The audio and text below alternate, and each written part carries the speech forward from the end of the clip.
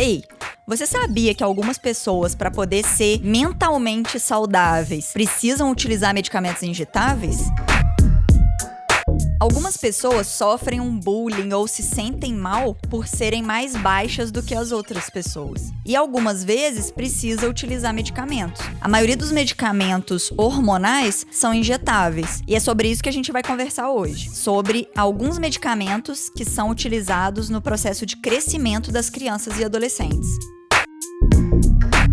Hoje a gente tá aqui com a Madu, que é a minha irmã, só 18 anos mais nova, e ela utilizou um desses tratamentos quando ela tava com 9 anos, né, Madu? Sim. E aí, como é que foi a experiência com as agulhas, como você chamava? No início dava muito medo, porque eu sempre tive muito medo de agulha e tudo relacionado a isso, mas na primeira vez eu fiz um drama, depois eu vi que não era nada do que eu tava pensando e que aquilo ia ser pro meu bem. Então eu comecei a olhar de uma forma diferente pra agulha. Isso, e aí, depois você até gravou um videozinho, né? Sim. Foi bem bonitinho, eu mostro pros meus pacientes até hoje o vídeo. Às vezes eles ficam assim, não, mas coitadinha dela, já é tão pequenininha, ainda vai ter que tomar agulhada. Mas pelo menos a forma como você utilizou o hormônio do crescimento vale muito a pena, porque você nem enxergava a agulha, né? Sim, era ótimo. Hoje a Madu tá com 13 anos e já cresceu 12 centímetros a mais do que era previsto. A previsão era que ela ficasse com 1,5 m ou até menos. E hoje ela já tá com 1,60 provavelmente. Sim. A última vez que a gente mediu já tava com 58, 58, né? é. E já cresceu mais.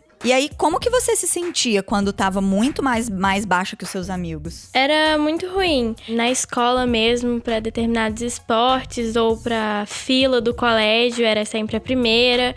E eu sofria um certo bullying pelos meus próprios amigos, que hoje acabam sendo menores do que eu. E como que você se sentiu quando ficou sabendo que podia fazer o tratamento pra crescer? Eu fiquei muito feliz e pensei que aquilo tudo que eu sofria no colégio, em outros lugares que eu ia acabar e que eu ia ter uma oportunidade de ser um pouquinho mais alta. É, assim, você não ficou grande, né? Sim. Porque ninguém da família é grande. Então, assim, também fica difícil um pouco quando a genética não colabora, né? Mas a gente conseguiu te dar essa oportunidade de se sentir melhor, né? De se sentir inserida ali naquele grupo que acabou parando de fazer as zoações, né? À medida que você foi crescendo. E o fato do medicamento, do hormônio do crescimento, do GH, ser aplicado com agulha, te incomodou? Como eu disse no início, sim. Mas depois era tranquilo, sabe? Eu já tinha me acostumado com aquela picadinha que dava a agulha. E era todo dia à noite, né? Todos os dias. E eu acho que o pior disso tudo, o que mais me incomodava, é que como o hormônio fazia efeito durante a noite, eu não podia dormir muito tarde. Então, às vezes eu ia pra casa de alguma amiga ou ia pra alguma festa e ficava com aquele receio de dormir muito tarde porque a agulha não ia fazer efeito. E tinha que guardar na geladeira também, né? Sim, aí era carregar aquela bolsinha com gelo pra todos os lugares que eu ia. Mas fez parte e o resultado foi bom, né? Sim.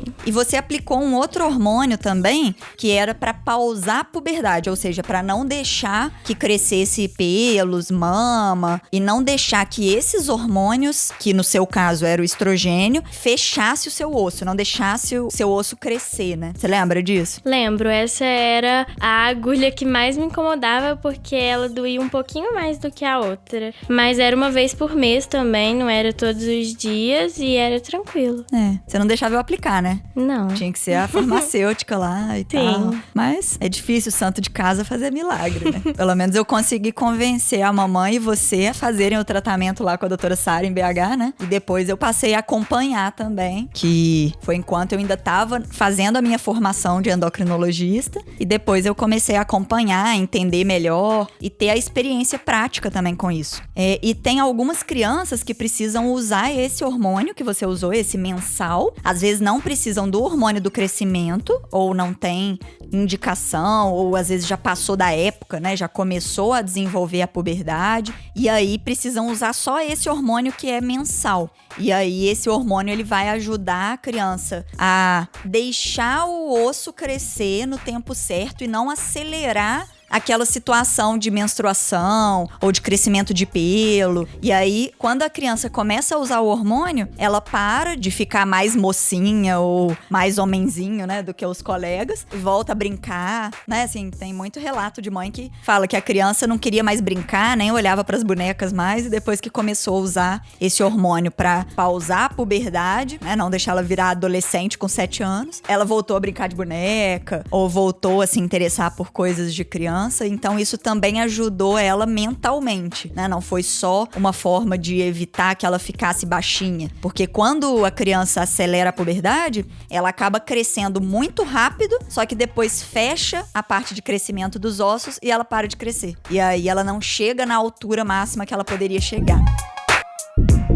Madu, eu não sei se você lembra, mas a doutora Sara ficava incomodada com a sua barriguinha. Que ela ficava falando, tá barrigudinha, hein? Tá engordando. E assim, se a gente for pensar, você nem era obesa, nem tinha um peso em excesso, mas tinha uma barriguinha aumentada mesmo. Tinha os bracinhos, as perninhas finas e a barriga aumentada. Mas você sabe por que ela ficava incomodada com essa barriga? O porquê eu não sei exatamente, mas eu tinha que manter uma alimentação assim, comer mais legume, menos doce, ter uma alimentação mais saudável e fazer bastante exercício físico. Eu nunca entendi porquê, mas eu sabia que precisava. E fazendo isso, você ia conseguir, além de potencializar o efeito do remédio, né? Tipo, você ia ajudar o remédio a agir melhor, porque ia ter os nutrientes lá pra você crescer. E, ao mesmo tempo, ia estimular o osso a crescer forte e não fraquinho, se você não fizesse atividade física. E ainda ia ajudar a queimar a barriguinha. E a barriguinha tem o problema que a gordura da barriga, ela transforma um hormônio que é normal a criança e o adolescente produzir em hormônio que fecha os ossos, em hormônio que atrapalha o crescimento. Então aquela barriguinha não era implicância dela, não era, é feio, não era nada disso. Era porque a barriga transformava o androgênio, que é o hormônio que toda criança e adolescente produz, uma glândulazinha que fica em cima do rim que produz, ia lá na gordurinha da barriga e ia transformar em estrogênio, que vai acabar fechando essa partezinha de crescimento dos ossos.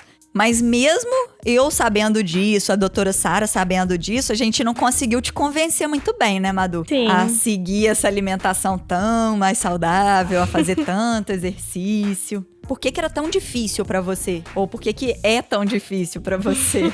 Porque assim, no seu caso, você tem o exemplo em casa, né? Tanto a mamãe quanto eu. Comemos verdura, comemos legume, fruta. Agora a mamãe faz atividade física regular. Mas mesmo assim, você não animou, né? Eu acho que naquela época eu ainda não tinha descoberto também uma coisa que eu gostasse de fazer. E eu nunca gostei muito de esporte, de educação física, essas coisas. Então isso piorava a situação também. E parece que agora, mesmo não comendo a quantidade de legume, fruta, verdura que eu tenho que comer, já entra mais na minha cabeça que é algo que eu preciso. E que agora eu tô começando a descobrir algumas formas de comer aquilo de uma forma mais, não sei, legal. E exercícios que eu gosto e me divirto fazendo. É verdade, você fez natação, né? Assim, no finalzinho, acho que do uso do hormônio, não foi? Sim, foi. Acho que você chegou a fazer dança também, mas acho que foi antes. Eu fazia dança. Fazia dança enquanto usava o hormônio, né? No início do hormônio. Sim. Depois você fez natação, mas assim, você desanimava, né? Parava de ir. Sim, agora que eu descobri uma coisa que eu gosto mais do que eu gostava da dança e da natação, parece que me dá mais ânimo de fazer atividade. Que agora você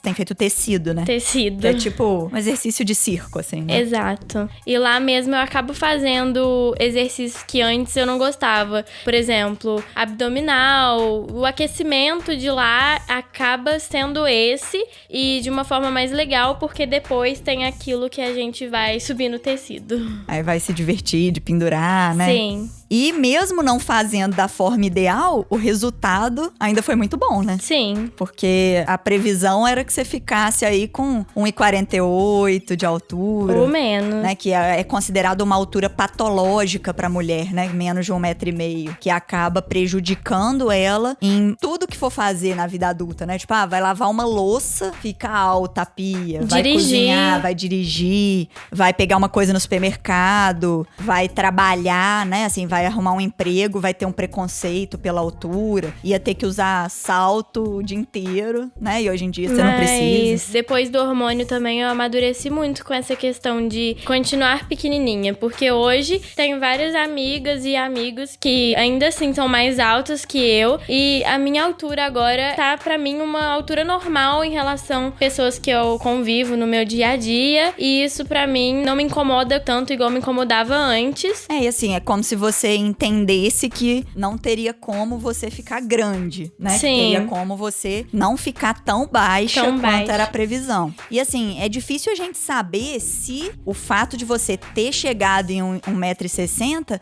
foi somente por conta do hormônio ou se você já ia mesmo ficar mais alta do que 1,5 m. Só que a gente não quis pagar pra ver, né? Exato. A gente acabou pagando um pouco e entrando um pouco na justiça também pra conseguir parte do remédio, pra poder te ajudar a crescer na época que poderia crescer. Porque se a gente fosse esperar, não, vamos esperar 12 anos, 13 anos, pra ver se vai chegar na altura. Se não chegar, a gente dá o hormônio. Não ia adiantar. Não ia adiantar. Nesse momento que os ossos já tivessem parado de crescer, já tivesse fechado a partezinha que cresce do osso, já não ia adiantar mais.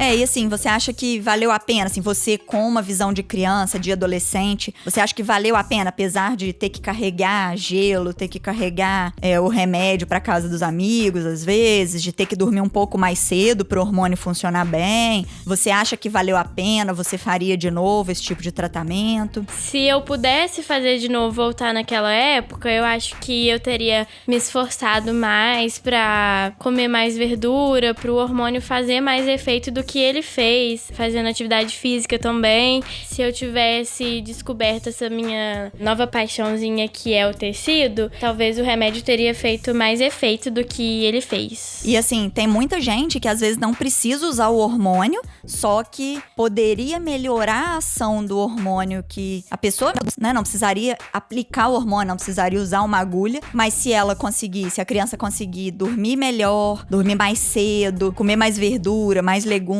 fazer mais exercício, ela consegue melhorar a ação do hormônio que ela já produz. E aí, com isso, crescer mais, crescer com os ossos mais fortes, crescer com mais músculo e menos gordurinha na barriga, né? Então, assim, melhorar uma coisa que já existe, sem ter que gastar dinheiro, sem ter que... Entrar na justiça, né? Sem ter que levar agulhada. Então, assim, se a maioria dos pais, dos responsáveis das crianças, dos próprios profissionais de saúde, das escolas, estimular essa parte de ter os hábitos de vida mais saudáveis, a gente conseguiria aumentar o crescimento saudável e reduzir essa puberdade acelerada, né? Esse fato da gordura acelerar o crescimento, só que ao mesmo tempo de uma forma ruim, parando o crescimento cedo demais e levando a criança a virar adolescente rápido demais. Exato. Acho que pra uma criança, na época eu tinha 9 anos, pra colocar na minha cabeça que eu precisava comer um monte de coisa que eu não gostava e fazer atividade também que eu não gostava, era muito complicado. Mas assim, hoje em dia já tenho uma cabeça diferente em relação a isso, e eu acho que é como você falou, se nas escolas os próprios pais dessem um estímulo pra criança ou pro adolescente, talvez facilitaria ele comer legume, fruta, verdura e fazer as atividades físicas que são necessárias. E o que você acha, Madu, que ia ajudar assim os pais e as escolas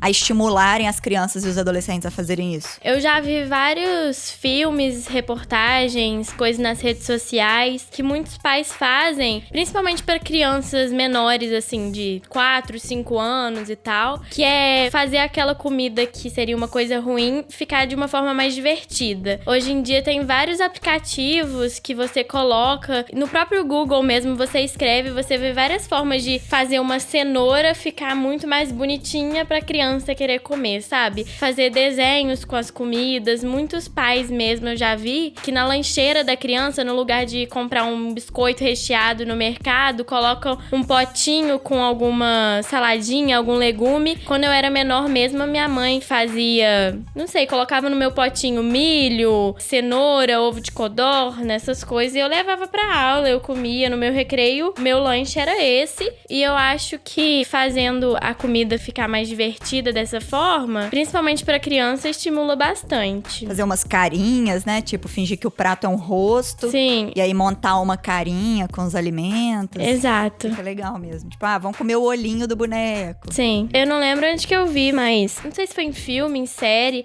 mas que a mãe mesmo fazia várias coisas. Tinham 4 filhos, eu acho, todos assim, na mesma faixa etária, né? 4, 5, 6 anos de idade. E aí fazia dessa forma para as crianças levarem pra aula, sabe? De manhã acordava mais cedo, montava os potinhos, né? As lancheiras. Eu acho que nas escolas mesmo, não sei. Tinha que ter, às vezes, na cantina, né? Sim. Pelo menos pra dar as opções, né? Assim, pra pessoa... Tem lá a pizza, tem o pão de queijo, mas tem a salada de fruta, tem um sanduíche natural e que, né, vai ser, às vezes, mais barato do que o outro, que é menos saudável, né? Assim, seria uma forma de estimular, por exemplo. Ou fechar uns pacotes com os pais das crianças, de oferecer, tipo, 2 vezes na semana vai oferecer um salgado assado, mas 3 vezes na semana vai ser fruta e um iogurte. E eu acho que é descobrir também o jeito que você gosta de comer determinado legume ou verdura ou fruta. Porque, por exemplo, brócolis. Às vezes você não gosta de comer o brócolis cru ali, mas fazendo ele, não sei, ao vapor, alguma coisa assim. Você gosta de comer, sabe? Se permitir experimentar determinado alimento de outras formas também. A gente tem uma máxima aí, assim, dessa parte da nutrição, que a pessoa tem que experimentar mais de 12 vezes o mesmo alimento pra poder falar que não gosta. Então, não gostou do brócolis comendo ali com a mão a arvorezinha. Então experimenta ele refogado com cenoura e alho. Ou experimenta ele, sei lá, misturado na carne ou no macarrão, né? Tem aquele tipo yakisoba. No arroz também. A minha mãe sempre fez pra mim arroz com brócolis, arroz com tomate, arroz, não sei, com milho, cenoura. E misturando assim pra ver se gosta mesmo. Dá pra fazer arroz com beterraba, né? Que aí fica um arroz rosinha. E eu, por exemplo, não gosto do tomate em si, mas aprendi a gostar daquele tomate cereja. Tem um restaurante que eu costumo ir muito durante a semana, que é um restaurante de salada e que você vai escolhendo os ingredientes que você quer e vai montando a sua salada do jeito que você gosta. Aí no final você pode escolher a opção de molho, aí tem os sucos naturais pra você escolher. E que às vezes em casa eu não como as coisas que eu estou comendo naquele restaurante. Mas às vezes dá pros pais que não têm condição de levar o filho em restaurante e tal, dá pra assim, leva uma vez, vê o que ele gosta, o que ele vai pegar e faz essas opções em casa, né? Da forma como ele gostou de comer, ou tenta fazer assim, tipo, pouquinha quantidade, mas 10 opções. E aí fala, vamos brincar de restaurante, você tem que escolher 4 dessas opções. Você não precisa comer as 10, mas tem que escolher 4. Depois que eu comecei a almoçar nesse restaurante, minha mãe começou a comprar as coisas que eu gosto, né, de colocar no meu prato. E aí eu comia todo dia de noite. Sim, agora eu parei porque eu enjoei um pouco, mas assim, comi durante uns 2 meses tranquilo, comendo todo dia de noite aquelas coisas, sabe? Dá pra ir alternando também as coisas da salada. E esse restaurante é tipo Subway, que você vai montando as coisas. De vez em quando a gente gostava de fazer, tipo, brincadeira de Subway, assim, né? Fingia que tava no Subway e aí tinha, tipo, 2 opções de pão, né? Um pão com gergelim, um pão branco. Sim. Ou então um pão integral e um pão comum. E aí tinha o queijo, a cebola, o tomate, a alface. E aí a gente ia servindo, cada um montava o seu sanduíche, porque aí fica de uma forma divertida, né? Assim, você consegue comer de uma forma saudável, ainda fica brincando que tá fora de casa, fazendo uma coisa diferente. Eu acho que é essa palavra, sabe? A criança, desde pequena, começar a comer os legumes, as frutas, de uma forma mais divertida mesmo. Não ficar obrigando. Eu mesma, se faz essa brincadeira do Subway em casa, é muito mais divertido do que colocar um potinho lá com salada e ter que pegar e falar, tem que comer isso. E o pessoal te zoava de levar ovo de codorna, ou tomatinho, ou milho pra escola, assim? Essa zoação era tipo o bullying que você sofria quando tava mais baixa? Quando eu levava essas comidinhas, assim, pro colégio, acontecia pelo contrário. Não sei se era porque eu era mais novinha, assim, tava, né, no primário, na educação infantil, e que os meus próprios coleguinhas queriam meus ovinhos de codorna, minha cenoura e tal. Nunca tive alguma zoação por conta disso, sabe? Porque Era mais comum também levar lancheira e ter a garrafinha, o potinho, essas coisas. Hoje em dia que não é tão comum levar uma lancheira pro colégio com essas coisas que eu comia antes. Vocês mais compram na cantina, Sim, né? É. Ou fica sem comer. Ou fica sem comer.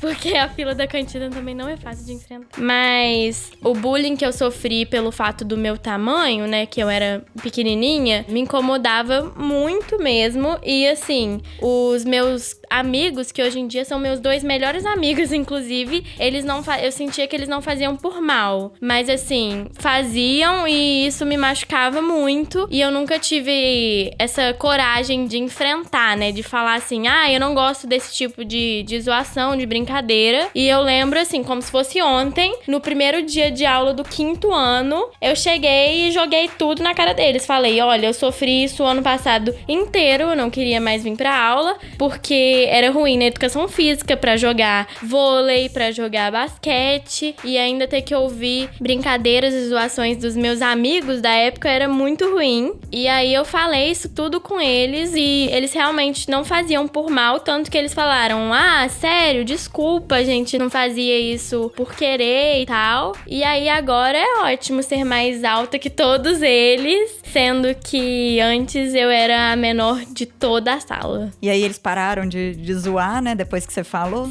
Sim, e eu acho que isso é uma coisa assim, a gente foi amadurecendo também, e hoje a gente olha pra isso e ri disso, e aí a gente continua com essas zoações assim, mas entre amigos, nada que machuque no caso, mas, por exemplo, isso que eu disse, de ser mais alta que eles hoje em dia, é muito bom, e aí a gente fica rindo disso também, nessa coisa do esporte, na educação física e tal. Acho que é por isso que eu não gosto muito de esporte, eu acho que eu tenho um trauma dessa fase que era bem ruim, de ser a última a ser escolhida pra essa coisa de time que tem. E aí, eu nunca gostei muito de esporte por conta disso também. Mas agora que você tomou consciência de que pode ser por isso que você não gosta de esporte... Sim. Né? Mas tem outras formas de atividade física que não precisa ser esporte. Sim. Uma coisa que eu percebi que eu gosto também é fazer as atividades ao ar livre, sabe? Por exemplo, eu gostei muito de andar de bicicleta na UFJF, na universidade, né? Correr mesmo ao ar livre, no meio da natureza, essas coisas. Que é muito melhor do que ficar fazendo exercício dentro de casa ou alguma coisa do tipo. E eu acho que a pessoa tem que ir descobrindo, sabe? O que ela gosta, as atividades que ela gosta, pra ser uma coisa, assim, legal pra ela fazer também. Prazerosa, né? Sim. Eu lembrei agora, você falou de exercício dentro de casa. Eu lembrei que eu te ensinei uns exercícios de HIIT pra você fazer, lembra? Que 48. Do que 48. Aí você fez algumas vezes, né? Sim. Nossa, eu lembro, colocava uns cone, umas coisas, era um circuito mesmo. De correr, pegar o cone, virar. Pular corda, essas coisas. Que também é um tipo de exercício que ajuda a estimular o crescimento e que dá pra fazer dentro de casa. Sim. Né? Assim, criança enjoa rápido, tem que ser ali 10 minutinhos mesmo e variar bastante os exercícios. Às vezes imitar os bichos. Tinha um que a gente falava que era imitando o sapo. Tem que ter esse lado lúdico mesmo, né? Sim. E muitas vezes os pais também têm que entender a importância do exercício, né? E aí, além de estimular essas coisas em casa, no lugar de chamar pra ver um filme, chama pra dar uma volta na praça, pra ir andar de bicicleta, pra correr, pra ir brincar no parquinho, né? Assim, chamar pra fazer uma coisa fora de casa. Ou mesmo, não, tá chovendo, mas vamos então brincar de virar cambalhota, de pular no colchão, de fazer cabaninha, né? Alguma coisa assim que dê pra movimentar o corpo e não ficar só parado. Mas acho que muitos pais também não têm muita noção disso, o quão importante isso é, e às vezes ficam com dúvidas mesmo do que pode fazer pra criança comer determinado legume, verdura, fruta, e aí acabam não dando prioridade pra isso e preferem fazer uma pipoca e assistir um filme. Isso é verdade. Então, senhores pais aí, tomem a consciência, né, de um adolescente aí falando pra vocês de que se tivesse talvez sido mais estimulada, né, ou Sim. se tivesse aceitado melhor os estímulos, poderia ter aproveitado mais o tempo aí de crescimento dos ossos, e que a gente tem sempre que tentar melhorar, né, não é chorar sobre o leite derramado, mas ver como ainda dá pra melhorar. Por exemplo, ela que já é adolescente, se ela conseguir comer melhor agora, fazer mais exercício agora, tomar mais leite, por exemplo, né, ou iogurte, ou comer queijo, essas coisas, ela vai ter ossos mais fortes, vai conseguir ter mais músculo. Se ela mantiver na atividade física, vai evitar que tenha esse excesso de gordura transformando os hormônios de uma forma ruim. Então sempre dá pra melhorar independente do período que está. Sim, eu sempre tive esse estímulo mesmo de comer, de fazer atividade física, mas como eu nunca quis e nunca entendi, eu nunca fiz. Mas assim, mesmo que não fosse da minha mãe e do meu pai, mas sempre tive a minha irmã mesmo falando na minha cabeça pra eu comer, pra eu fazer atividade física. O meu cunhado também sempre falou muito na minha cabeça. Mas assim, acho que, como eu disse, isso é uma questão de maturidade também. Hoje eu entendo que eu realmente preciso fazer isso, apesar de não fazer, mas é algo que quero mudar também. Isso aí, quer melhorar sempre. Sim. A maturidade de 13 anos. Minha irmãzinha madura. E depois desse bate-papo aí com a visão de criança e adolescente, desse novo modelo de programa da endocrinologia inteligente, que foi até solicitação dos ouvintes, né? Para poder ter esse bate-papo sobre algum tema relacionado à endocrinologia mesmo, porque tem muita gente que tem dúvida, né? Que quer saber mais sobre esses assuntos e que tá buscando realmente melhorar. E mesmo aquelas pessoas que às vezes nem estão buscando, escutam e conseguem se propor aí a melhorar também. E já começando com as crianças e adolescentes, que são o nosso futuro aí. E você, já começou a tomar essa consciência, a melhorar aí em todos os aspectos, ou pelo menos em algum aspecto da sua vida? Já começou a influenciar os jovens e as crianças que estão ao seu redor? Esse episódio foi editado por Estúdio Casa, o lar do seu podcast.